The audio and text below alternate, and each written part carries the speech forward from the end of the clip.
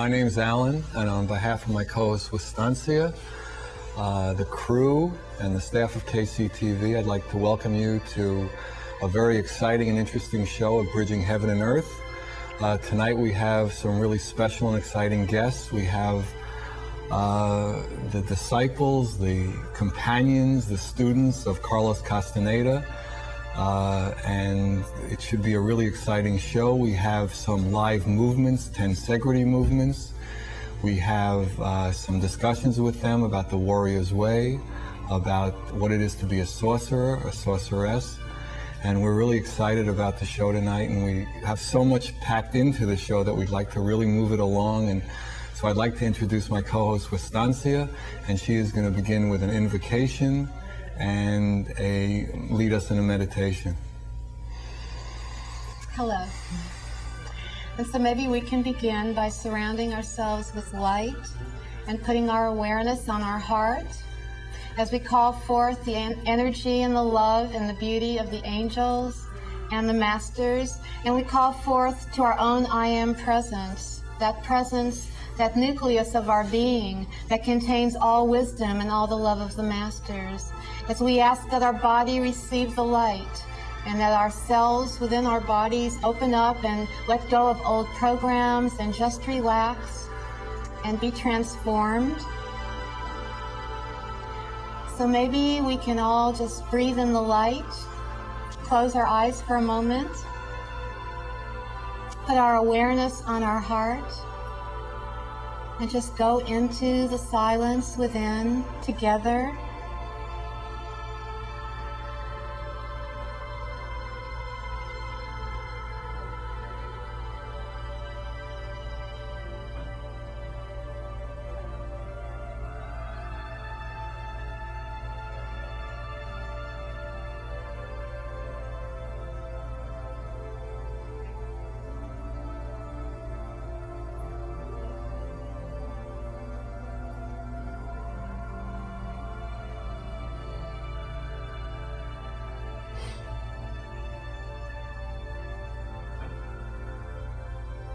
There. And I'd like to begin by just saying that I'm really excited about our guests. We had some time today and we got together and we shared a lot, and I feel a great opening of my heart, great sharing with them. We're going to show a little clip, and this clip is an introductory clip about Tensegrity. And Tensegrity are sacred movements from ancient Mexico, and they were handed down from Don Juan and to Carlos Castaneda and those disciples, and then handed down from Carlos to his disciples who are our guests. And they expand awareness, gather energy, and our guests are impeccable. We talked about that, and it's just a very, very powerful night. So when this clip comes by and you see it, please read the scroll, and you will understand the show a lot better if you really stay with it and read it. So here it comes. Watch it and read. Men and women who lived in Mexico in ancient times, whose expertise was to deal with awareness, believed that human beings are the beholders of a most peculiar dualism. They were not referring to traditional dualisms such as body and mind or matter and spirit, but to the dualism between the self and something they called the energy body. They consider the self to be a holistic unit which includes both body and mind, matter and spirit together, and they define the energy body as a particular conglomerate of energy fields belonging to each of us individually that has the capability of being transformed into a perfect replica of the self, and vice versa. They believed that the self has the capability of being transformed into a perfect replica of the energy body, that is to say, a conglomerate of sheer energy fields.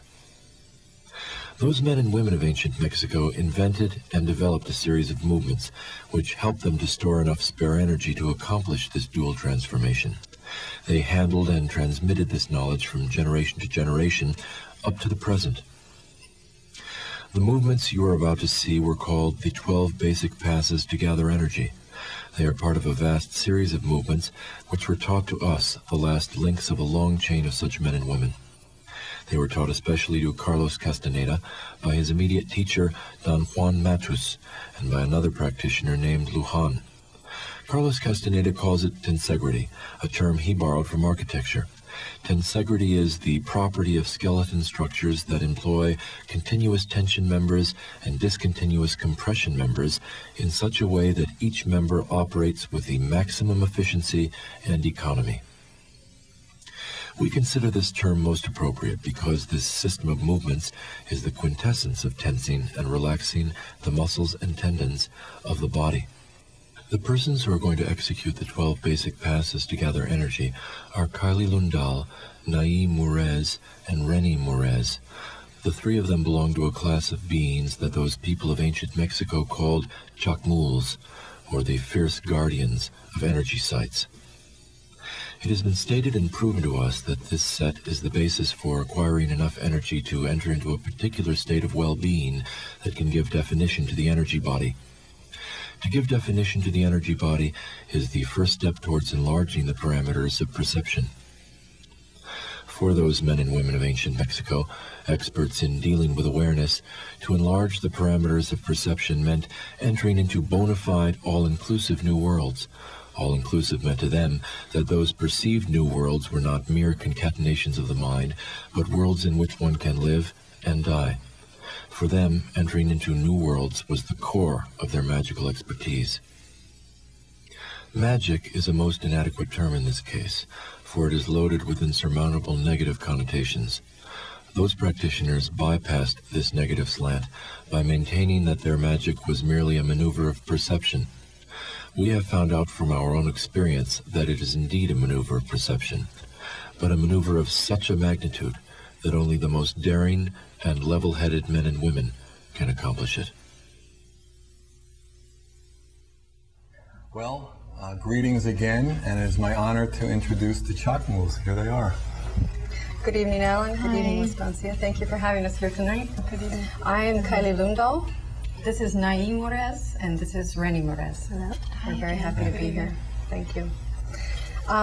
We are here tonight on your show because we would like to present you with a sample of movements that we practice. Before we do the demonstration of these movements, we would all three of us like, first of all, to tell you a little bit about who we are and how we came to practice these movements. 25 years ago, an anthropologist by the name of Carlos Castaneda wrote and published a book entitled The Teachings of Don Juan, a Yaqui Way of Knowledge. In that book, he described his experiences as an apprentice of a Mexican Indian sorcerer by the name of Juan Matus. Over the years, Carlos published 8 other books. These books dealt with different topics about his experiences as an apprenticeship with Don Juan. And because of that, his name and the name of his teacher, Don Juan Matus, became known worldwide. With that, all of Castaneda's books were translated into 17 different languages. For these last 25 years that we've been discussing here, Castaneda has refused the spotlight. He refused the spotlight under the premise that this anonymity that he would keep would allow him to continue his work without any social impediments. And he himself stated that Don Juan did succeed in convincing him of the validity and the seriousness of Sorcerer's propositions. Don Juan Matus transmitted to Castaneda some knowledge. This knowledge was about perception. It was about the nature of perception. And he also transmitted to Castaneda information and knowledge about the key role that energy plays in perceiving and interpreting the world around us. Now, this knowledge was not an invention. This knowledge was the distilled accumulation of a millenary knowledge, the result of lifetime experiences of generations of sorcerers. There are 3 other disciples of Don Juan Matus. That's Florinda Donner Grau, Taisha Abelard, and Carol Teagues. The 4 disciples of Don Juan Matus are the last remnants of an entire lineage of sorcerers. The 3 of us here tonight are the recipients of the knowledge that Don Juan imparted to those 4. Good evening. I am Nai Morez. And the question has been asked from time to time, how did you come to be the recipients of this knowledge? And the story is not a linear one, but it begins, you could say, with when one of the 4 disciples of Don Juan Matus, Carol Teagues, became so involved in a particular aspect of the sorcerer's world that she was separated from her fellow disciples for a period of over 10 years. And upon finishing her task, she returned to them. And this return was a very dramatic event for them. Carlos Castaneda gave a lecture at a bookstore in Santa Monica, and Carol Teagues attended that lecture. She found out about the lecture completely by chance, and she had almost given up on finding Castaneda after her return. And so naturally, Carlos Castaneda, he was very difficult to find, and she thought it would be impossible because he was very careful to maintain his inaccessibility. And when he saw her at this lecture, naturally, it was not something that he expected. As far as he knew, Carol Teagues had left for the duration of his life. And so, according to him, the shock that he felt upon seeing her was indescribable. And the force of this event was so extraordinary for the sorcerers, the students of Don Juan, that it influenced them to do something that they call opening the doors of the sorcerer's world that had been before that closed. So, one consequence of this reappearance of Carol Teagues was our appearance, the 3 of us. And you could even say that Carol Teagues herself brought Rennie Morez, because Rennie also attended that same lecture and was sitting next to Carol Teagues. Kylie Lindahl came almost at the same time, and then I, Nai, came a little later. The sorcerers, when the 3 of us were together, it dawned on them that we were the guardian unit. That was a structural part of their tradition. And they call us Chocmools, which is a term that Don Juan used to make a link or a simile between the guardians, this guardian unit, and some stone figures that are found at the pyramids of Tula and Yucatan in Mexico. And the scholars often say that these figures are incense burners. Don Juan told his disciples that these figures were guardians of the pyramids as sites of power. The word Chocmool itself comes from a Mayan town of that name, but it's a name that is only used, the application of this name is particular to this generation of sorcerers. The original name for the guardians were the guardian warriors. And good evening. Hi, My name is Renata Morez, and our movements are called Tensegrity, which is a term borrowed from architecture, which refers to the internal balance attained through the compression and decompression, relaxation and tension of skeletal structures. We find this term most appropriate for our movements because basically a similar internal balance is attained in the human form through the relaxation and tension of muscles and tendons. Tensegrity is based on one of the cornerstones of the sorcerer's world, and this is basically what they call the magical passes. Don Juan Matus told his four disciples that the magical passes were not invented, but rather they were discovered. He also told his disciples that when the sorcerers went into dreaming, they could see that within the human form, there was a special sort of mysterious binding force that held all the conglomerate of energy fibers together.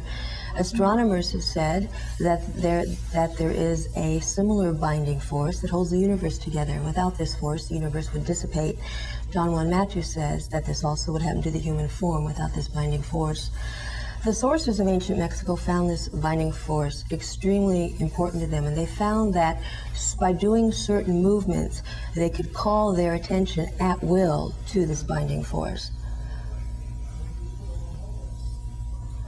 Oh, okay, to this binding force. This became very important to them because because basically, if they could call their attention to this binding force, they could change, alter, and do whatever they wanted with their beings. The three of us here have worked with Carlos Castaneda and his disciples for about 7 years, and for about 7 years, and we have basically attempted to, not transform, but take Tensegrity out of the realms of the ancient sorcerers. The ancient sorcerers, when they used Tensegrity, was shrouded in darkness, secrecy, let's show one of the movements on tape, Surely. and then we'll come back and talk a little more about it. So this is called the Access Breath, and it's a very powerful movement, and we'd like you to see it now, and then we could describe it later with the Chocmools here. And it should be very powerful, so just pay attention. Access breath.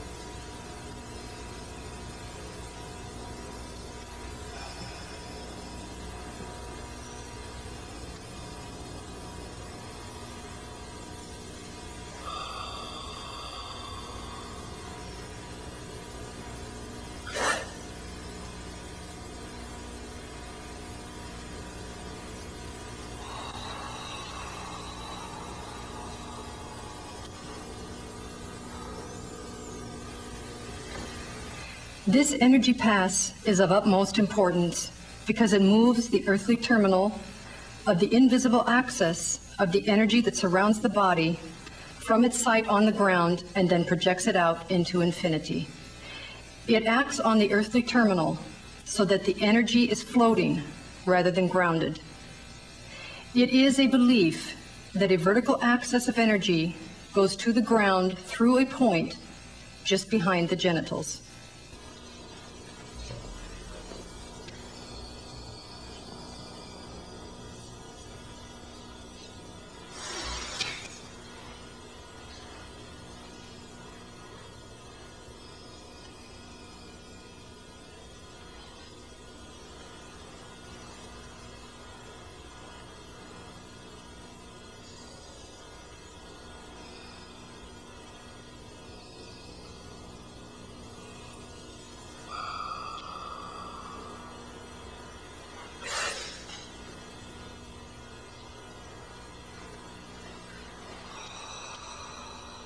Welcome back. I want to immediately go into a question that I've been wanting to hear the answer to, and that is that I understand that Carlos has mentioned that there's very little time for us left. Kylie, can you tell me what that means, what he's referring to your understanding? Yes, that question has actually two aspects to it.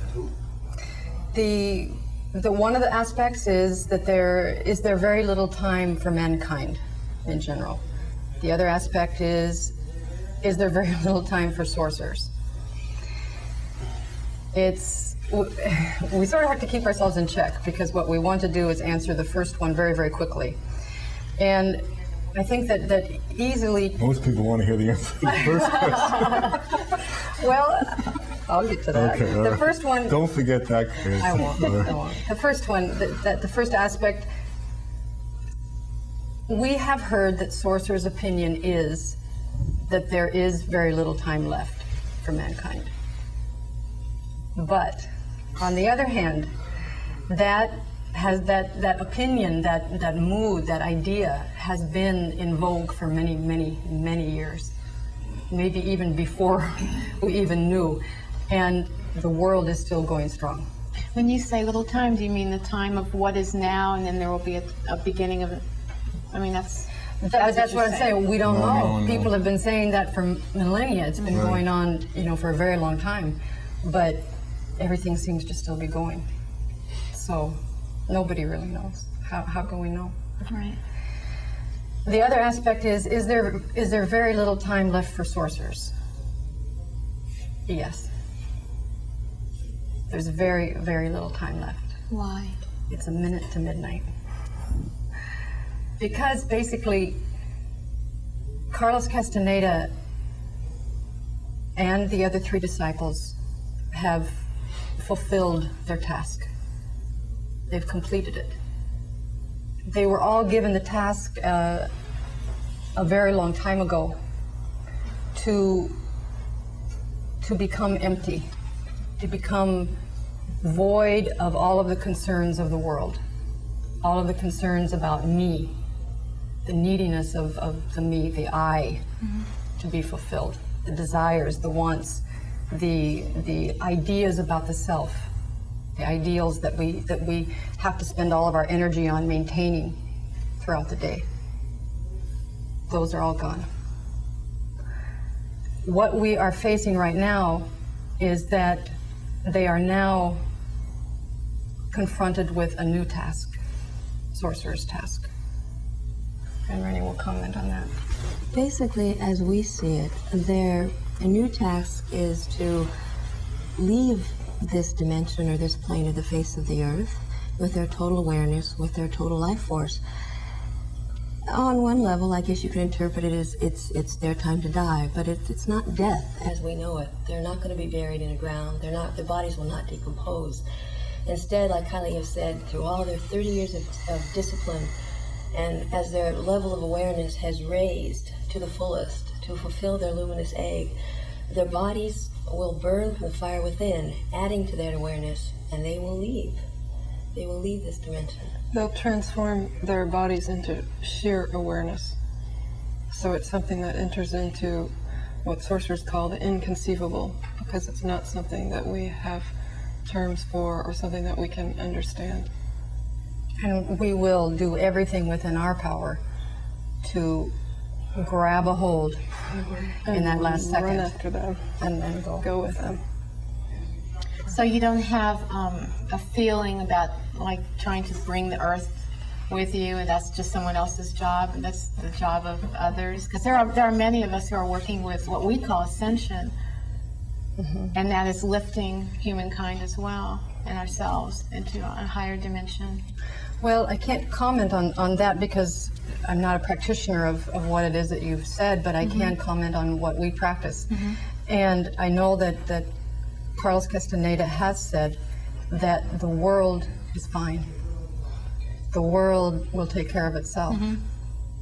If human beings could just have a revolution for themselves. The revolution for the world. The earth also. Yeah, the earth is pretty much is what I'm talking about. I don't know You experience the earth as a conscious being, then. Oh, definitely. Right. So we agree on that language. Yes. At least we're Yeah. Yeah. Just saying that the earth will survive She will. the humans. Yeah. Yeah, the earth will have a revolution of its own. So the reason you're bringing these movements out into the open and Carlos is coming out of the closet, as they say, in a spiritual sense, is to bring the availability of this energy enhancer, this energy body enhancer, Tensegrity, and his teachings to more and more people. Yes. That Carol Teague's return opened the door. Just that blasted open something. Yeah. It opened the door, but they have always been compelled to bring this opportunity to people. And that is what the books were written for, to Yes. share the experiences. They held that intent. It's and the Tensegrity is the first step. That's being There are more plans to make it more available, make more tools available in a sense, as Tensegrity movements are a tool for Well, in a way, consciousness or perception growth. well, plans are difficult to talk about, but we don't have plans. Whatever is in front of us, we act on impeccably, and this is what's in front of us right now. And so we do it to the best of our ability. But is there an intention, say, to use a word for a second tape or a third tape, or Well, Carlos says that there's 28 volumes. that's an intention, right? That's almost the plan in words, in human words, right? It's an intent, or it's a conglomeration of things that became known to him. Right. And so he said, this is what's there. Whether or not we will have the energy to do it, I don't know. We will all see. But one tape is out, and that's the first one of what he sees as Yes. 28 tapes. Yes, and the Of second one movements. is in, it's we almost have the done. movements for the second Right. one. And you're going to demonstrate some of the movements that aren't on the first tape a little later on. Yes. Yes. Live, right at studio. Live. Whoa. The second tape, the first one was called 12 Basic Movements to Gather Energy and Promote Well-Being, and we have the name for the second tape. It's 12 preparatory movements for utilizing hidden bodily energy. So, And do you do all 28 12s in a day? Like each of you in your life, do you? I mean, do you do some people these- do yoga and they do 12 exercises. I mean, do you 28 times 12 every day? Oh, there's more than that. There's millions. You don't do millions every day, don't kid me. we do as much as we possibly can. Well, and you know, that brings up And the is whole there a certain idea. order? Well, they're delivered in a certain order to the public at large, because that does carry a specific intent, just as a book carries a specific intent. What Carlos Castaneda does not want is, he's not a guru, and he doesn't want to be, and he doesn't want followers. He wants peers. He wants people who can will truly practice the Tensegrity until they reach the point to where they are energy interacting with energy, and then they will know the order of things. They will know how to act. And so that's the important thing. But yes, in the beginning it's important to follow the order, because it is set up in a specific intent. So how long would it take an ordinary person, or a person that's on the spiritual path and interested, to become adept at these? Are these movements easy or difficult? How long did they take you to actually Oh, I think learn? they're very difficult. They're very difficult. They Yes. seem like they're very, very concentrated. Extremely. They're very intense. You can't be thinking. No. When I And you watch can't it, watch it's like- television when you do it. I noticed. The movements elicit that. The movements themselves elicit the silence. You don't have to think of having to achieve some great state of silence before you embark on your first Tensegrity movement, because that first tape is designed to be accessible exactly to someone who wants to begin this. And the movements, they're complete passes in themselves, right there, that you can do and start working with immediately. So it's not, we don't want to think, even though sometimes it's difficult to get the precision of certain movements, we don't want to think in hierarchies of, now I'm an adept. There's A no green such belt thing. and a black belt. Yeah, exactly. That's not, that's the antithesis of what we're doing. Can you just quickly, because we're going to show another clip really soon, but can you quickly just give us a visual, give us an image of what it was like when you first met Carlos? What was that like? Did you know that you would be working with this person? And No, As soon as you, no, we didn't know that. No, I don't think any of us. No, and I think one of the first steps, as Nae said, for all of us was Tensegrity. Okay, looks like we're ready for our second clip. It's in a little while, I think. Yeah. Okay. All right. Number 12 is a major movement, the antenna.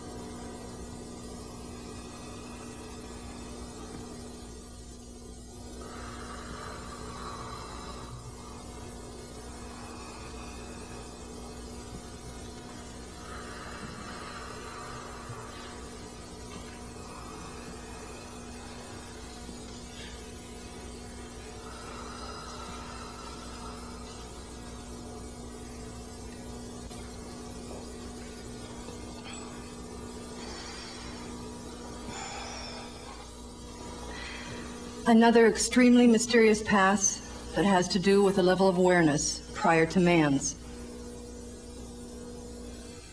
The men and women of ancient Mexico maintained that there is an enormity of energy in the universe coming from silent and invisible sources, dead stars. This pass allows one to utilize it. Of all the many passes that are known, this one has been selected because it is believed that with it, one can gather energy that is outside the realm of common sense in the world of everyday life. In this pass, the hands act as antennae, pulling and reaching for that energy.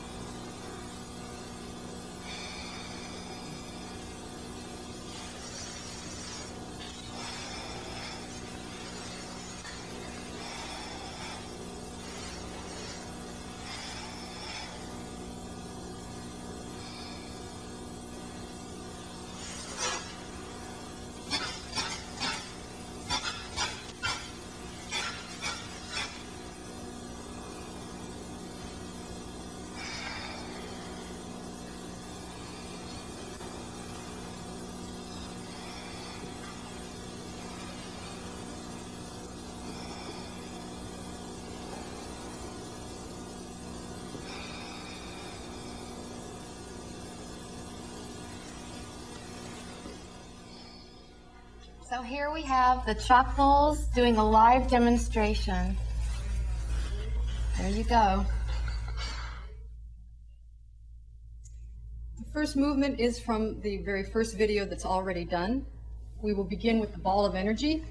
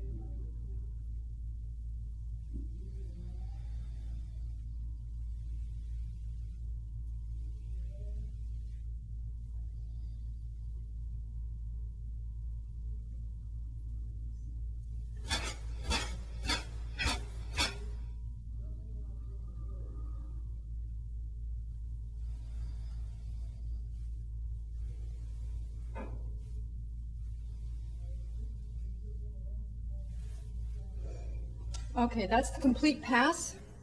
Now I'm going to show with Rennie just a little bit about it. When she first gets into position, the hands need to be perpendicular. Then she rotates the hands so that she's now holding a ball of energy here. Now she'll flip it 5 times. She takes the claws and pulls it apart, rips the energy ball apart, applies it to the chest, the lung area, 3 times. Back into the beginning position. She flips the hands over. 1, 2, 3, 4, 5. Now take the claws and rip it apart. Apply to the liver and pancreas. 3 times. Back to the beginning position. Shift the hands. Flip it. Rip it apart. Bring the hands down to the genital area. 3 times again. And that's the completion of a major pass from the first video. What this does is there's dispersed energy around us, and it pulls the energy into a concrete ball. Okay, there's another one that we're going to do from the first video. And this one is called Reaching the Energy Holes Above the Head.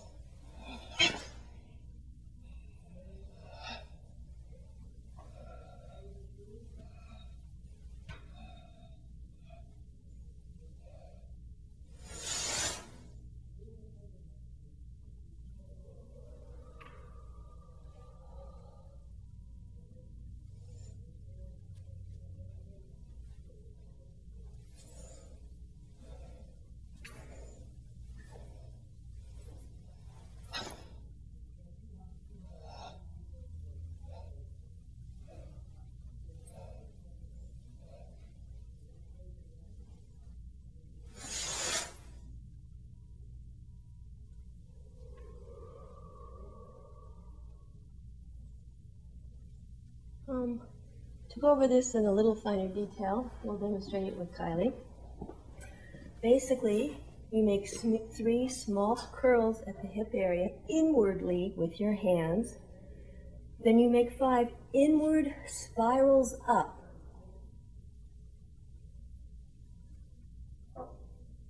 At this point, you grab energy because there are secret caches of energy above your head. You grab that energy and you pull it down with a great deal of force. This is abstract energy, and you spiral inwardly 5 times. You place your hands on your hip thigh area because this is where the transfer of energy takes place. The abstract energy which you got from above is being transferred into the body. Your personal history is being transferred into your hands. Now you shoot your personal history up into infinity to get it out of the body. And then you bring your hands down and you break your gaze. You do this again, but with outward movements. You make 3 outward spirals down at the hip area, 5 bigger outward spirals up. You grab energy again. You bring it down with force by spiraling outwardly 5 times.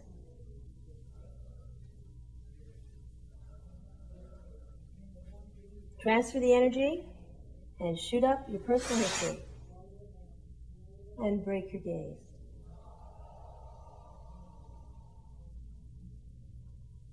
Now we're going to move on to some of the movements that will be on the second new video.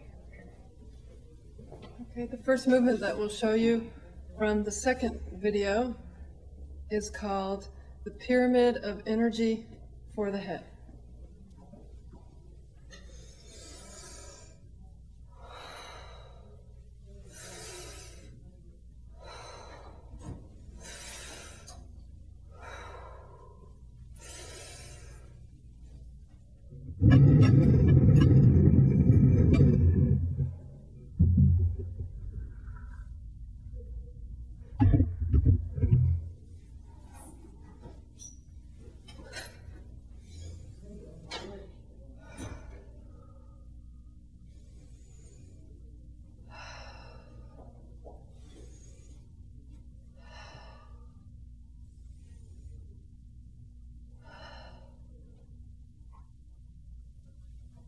I'll demonstrate with Winnie some of what we're doing with this movement.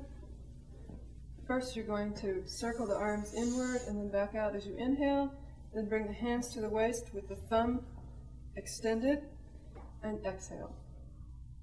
Then again, a second time, inhale, hands at the waist, exhale, and then a third time, inhale, exhale, and then a fourth circle, and this time you keep the thumbs next to the fingers, put it at the liver pancreas area here just below the ribs, and you don't exhale. And you begin to exhale as you trace the pyramid. This is the back, another side of the pyramid, and then she traces the base, up, around the front, and the base, and then she comes back up to the tip, and now she's going to trace out the sides of the pyramid, up, down, and she stops, and now she's going to take the base of the pyramid, push it out, and as she inhales, bring it up over her head, and she's going to inhale, exhale, and then inhale and exhale 3 times as she collapses the pyramid. It collapses here and goes into the body.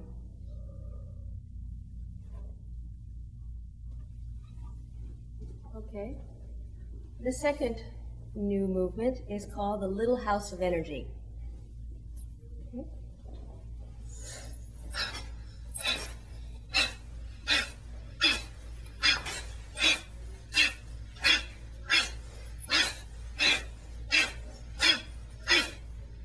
Okay. Show us that one. Okay. You bring your arms around and you bring them up with a stopping action of force. This makes the basement. You bring them up again. This makes the ceiling. You turn your hands over and slice. That makes the roof. Bring the hands down. That makes the walls. One more slicing action. That makes the floor. Just do it all.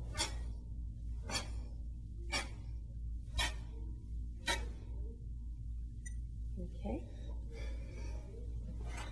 The third one is called the Sorcerer's Breath.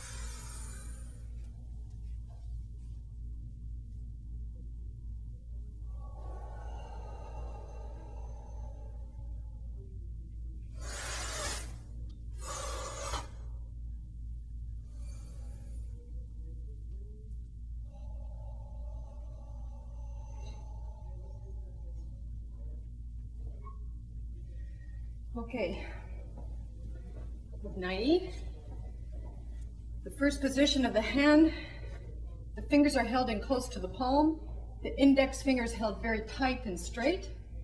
Pull the thumb into the hand and make sure that the palm is very flat and tight. You start with the right hand. The hand with the index finger straight goes vertically over and back.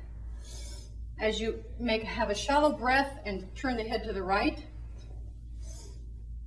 Now the left hand goes in a horizontal line around the body. Now I'm going to just turn around for a second so you can see how the hands join in the back. The one with the index hand goes first and they join at the wrist. Turn back. You pause for a moment at this point and then you slowly inhale as you lean down, bending at the waist and the legs, pulling the hands and the arms as high up on the back as you can. Now you slowly exhale as the fisted hand comes around horizontally to the front. Continue the exhale as the index fingered hand comes around to the front in a vertical fashion.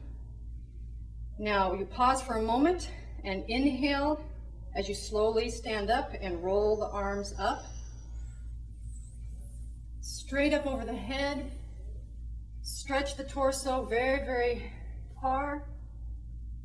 Now exhale as the hands slowly come down. Pause for a moment. Now inhale as you circle around.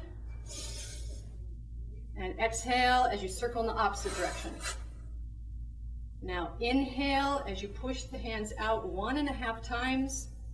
Exhale for the last 1.5 times. Now you repeat on the left side. Vertically back, fisted hand horizontally back. Exhale as you look at the horizon, stopping at the center.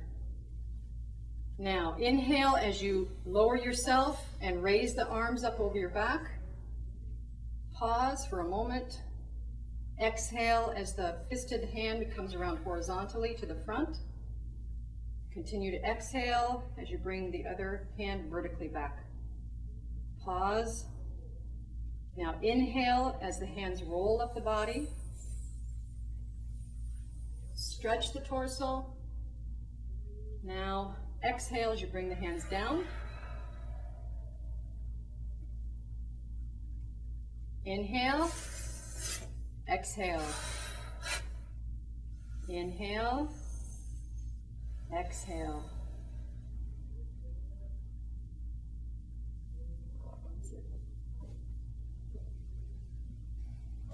That's it for now. Shall we come back? Yes.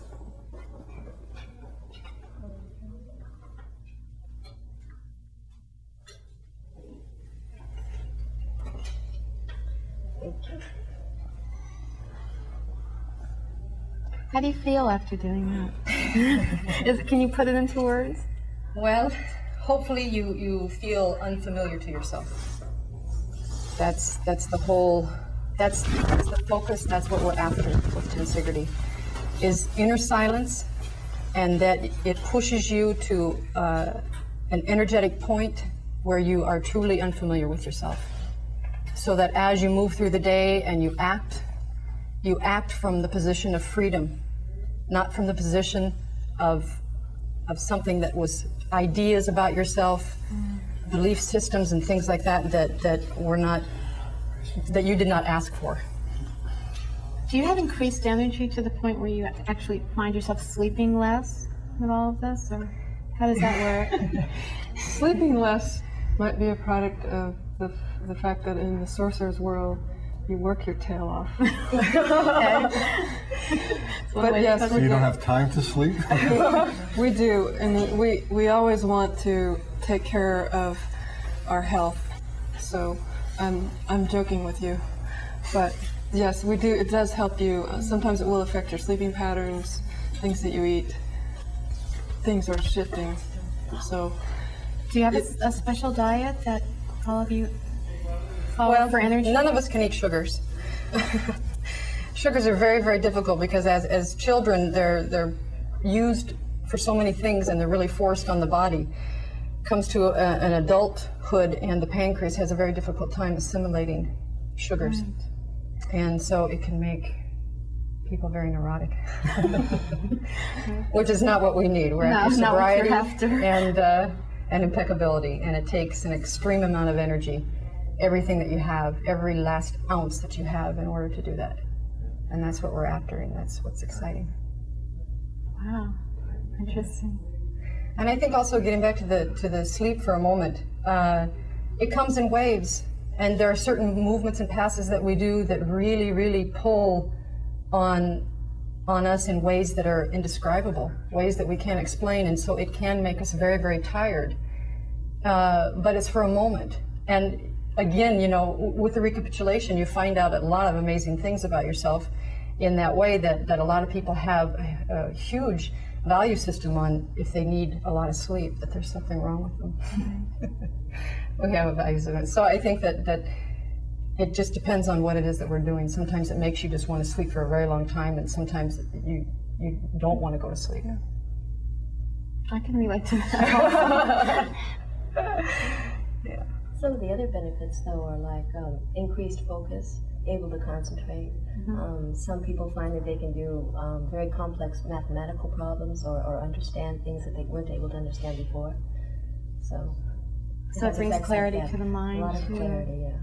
Well, those moments of silence that accrue while you're doing Tensegrity bring emptiness. So, you know, they're not. So the creative force has no blockages against it, so it just comes out. Whatever comes out, wherever it comes. Whatever comes in, really. Right. Are there any children that have learned any of these movements? Yeah, we see a lot of people in the workshops and things like that have taught their children, and it's fabulous for children. Seems like they would pick it up pretty. Very much, because they're naturals at it. They already know, you know, their assemblage points are shifting. They're more in tune with it than what we are. And they don't have 30 years of socialization. Right. Yeah, To break through. Yes, yes.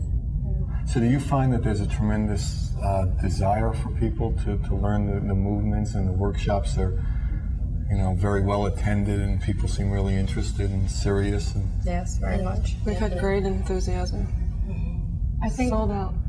sold out concerts. standing room Oh, only. yeah. It really holds the hope of the sorcerer that there is a desperation in the human spirit that knows that as sentient beings who are going to die, that we have lost that awareness. We've lost that heritage, in a sense, and that we are not aware that we're beings who are going to die. Otherwise, we would not act in the way that we do. Well, I'd like to, you know, thank you all for coming. thank you very much for having us. Very It's interesting. really Thank you. exciting It's and wonderful being interesting. here. And I'd like to tell you about next week's show, where we have a poet and a singer, which also should be a beautiful and exciting show. And if you have any questions about the tapes, the Tensegrity tapes, or the workshops that the Chocmools are doing, When is the workshop? August 1st. In LA? August 1st in Los Angeles to the 3 21st. weeks. there was an ad in the Independent I thought I saw about it, which advertised the show. Yes.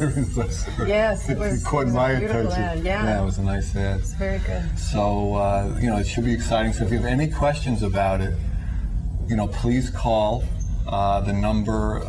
It would be my number, and it would be 687-2053. And you'll also see it scroll at the end of the show. So, you know, please call anytime, and any information about the workshops or about the tape, I'll be happy to pass along. Also, we're all interested in next week's show. We have Crystal Rivers and Marilyn, singers and poets. So that should be a really exciting show. So please tune in. And if you didn't catch all the movements today, they'll be on again Saturday afternoon. This is live on Thursday night, but it'll be on Saturday afternoon at 12:30 in the afternoon, which is Saturday afternoon, generally speaking, is the afternoon. And so that should be exciting. And we hope to see you next week. So thanks and good night. And maybe I'll do a little prayer for the end, and then hope to see you next week. Thank you all. Thank you.